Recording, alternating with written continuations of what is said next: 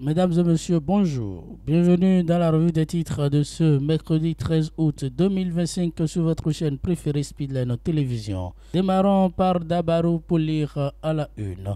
Élection générale de 2026 dans la 4e circonscription électorale. Ces jeunes qui peuvent remplacer Gounou, Yampabou, Abibanda, Toko et Si. Vous aurez les détails dans les colonnes de ce journal. Toujours avec le même quotidien, session extraordinaire du conseil municipal de Parakou. La programmation budgétaire 2026-2028 au cœur des échanges. Malanville, consommation de produits psychotrophes, une dizaine d'individus arrêtés, informe le quotidien.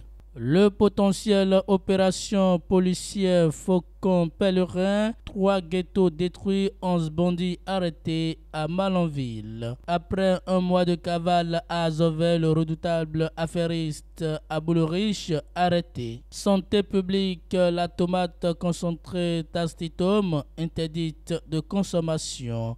Activité du président de l'Assemblée nationale, Vlavono reçoit une délégation mixte de l'UPAO et de l'EPMB.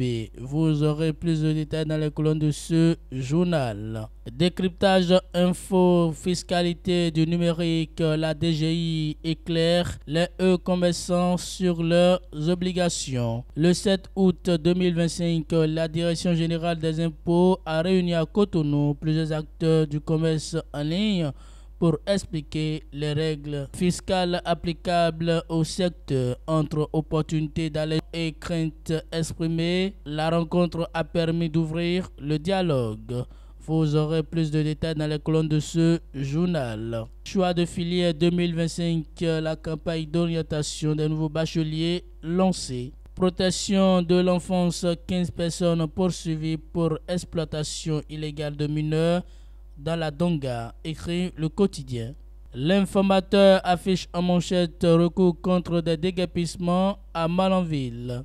La cour renvoie au tribunal. Saisie d'un recours contre les déguerpissements dans le cadre des travaux de la construction de la route interétat numéro 2 à Malanville, la Cour constitutionnelle vient de se déclarée incompétente, renvoyant les requérants et le ministère en charge des infrastructures au verdict du tribunal de première instance de deuxième classe de Malanville.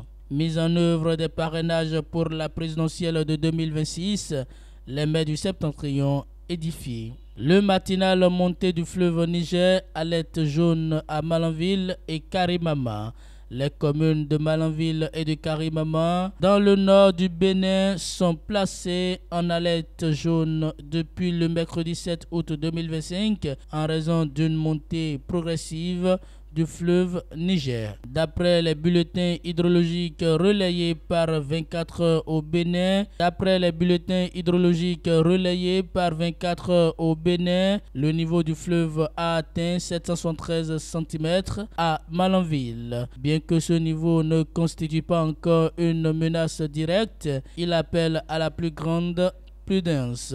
Les autorités locales recommandent aux populations riveraines de réduire les activités à risque, notamment la pêche, la navigation artisanale et les travaux agricoles à proximité des berges. Vous aurez plus de détails à la page 2 de ce journal. Toujours avec le même quotidien, parrainage des candidats à la présidentielle de 2026, la Sénat implémente le mécanisme avec les maires du Septentrion. Mesdames et messieurs, c'est tout pour la revue des titres de ce mercredi 13 août 2025 sur votre chaîne préférée Speedline Télévision. Merci pour votre fidélité.